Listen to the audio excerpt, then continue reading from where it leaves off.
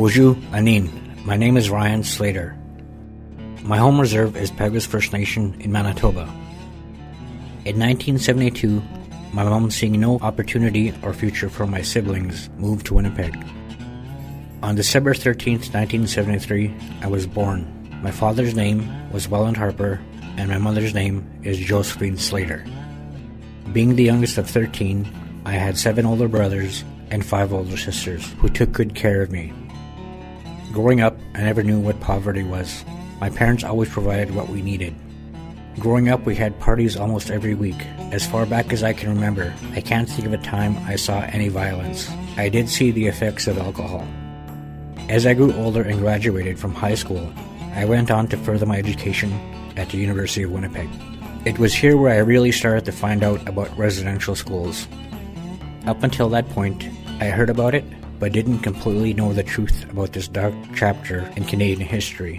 I had no idea how it impacted our people and my family as I found out my mom was a residential school student in Brandon, Manitoba.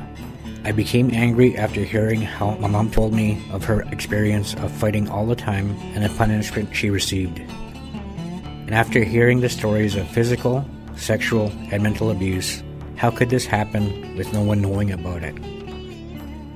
Through my work, I had the honor to speak with many elders who experienced these atrocities. I began on my journey to our traditional ways. I knew a little, but was pointed in the right direction. It was the survivors of the residential school experience that began to teach me about our traditions, medicines, and ceremonies. I began to go to ceremonies at least once a week. First it was the sweat lodge, then I became a sun dancer and pipe carrier. I was put out to fast and had the experience of all these ceremonies that were once outlawed. All along that time, my son was at my side. By the time my son turned 3, I was a single father. I did my best to be a role model for him like my mom and dad were to me.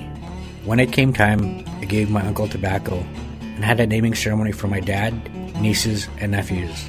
When my mom was asked to take part, she said yes, but when asked to put on a skirt, she became angry. My uncle told her it was okay, she could still take part in the ceremony. She sat outside the circle as she wasn't ready to accept it.